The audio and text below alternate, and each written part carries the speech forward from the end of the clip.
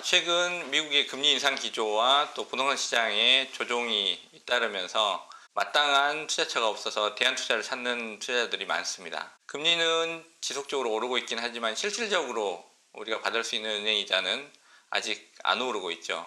아마 대출금리가 먼저 오르고요. 나중에 서서히 예금금리가 오를 건데 상승폭은 크지 않을 걸로 보입니다. 그래서 대체 투자처를 찾기는 찾아야 되는데 최근에 많이 언급이 되고 있는 것들이 리츠라고 하는 겁니다.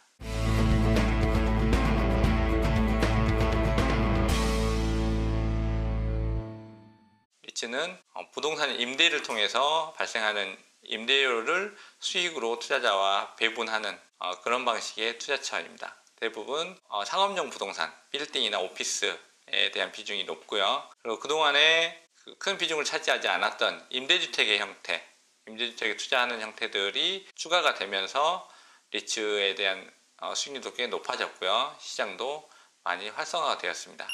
그런데 문제는 최근 3년 동안은 리츠 시장이 굉장히 좋았었고요. 앞으로도 좋을 거다라는 전망의 기사들이 나오긴 하지만 시장의 변화나 현재 상황들을 좀 정확히 알고 투자의 선택을 해야 될 필요가 있습니다. 자, 리츠는 말 그대로 상업용 부동산이 메인이 되는 거고요. 임대는 좀 안정적이기는 하겠지만 여전히 오피스 빌딩이나 상업용 부동산에 대한 투자 비중이 높다라는 것들을 감안했을 때 리츠는 경기하고 많은 관련성이 있습니다.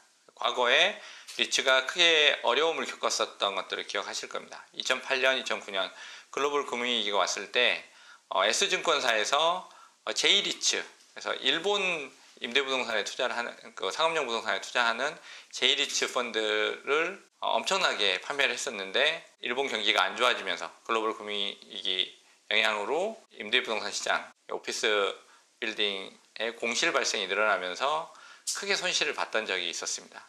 지금도 그때와 크게 다르지 않은 상황으로 보여지고요. 자, 경기가 안 좋다는 이야기는 당연히 오피스 빌딩에도 공실이 발생할 가능성이 높다라고 봐야겠죠.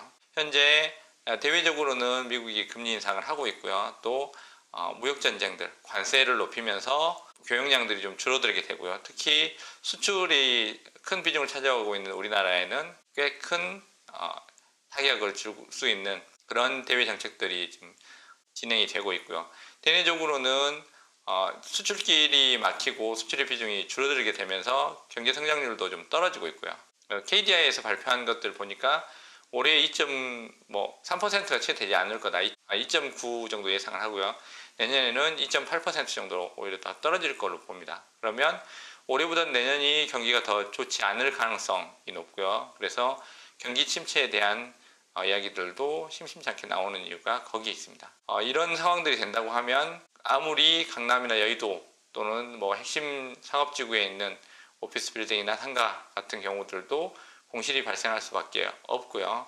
공실이 늘어나게 되면 당연히 리츠, 부동산, 임대부동산, 특히 오피스나 상업용 부동산을 기반으로 하는 투자처들의 수익성은 좋아지기가 어렵다라고 봐야 될 겁니다. 그래서 현재까지는 과거의 수치를 보면 최근 3년 동안의 성과를 보면 7에서 10%라는 꽤 높은 성과들을 냈었습니다. 그런데 앞으로도 이런 성과들을 낼 수 있을 거냐에 대한 것들은 대내외적인 상황들을 봤을 때 쉽지 않을 거다라고 보여지고요. 과거의 성과를 가지고 앞으로도 괜찮을 거다라고 좀 투자에 뛰어들었다가는 기대만큼의 성과를 내기가 어려울 가능성이 높습니다. 현재 시장 상황들 그리고 앞으로 시장의 변화들을 고려해서 투자에 선택을 하는 것들이 중요하겠습니다.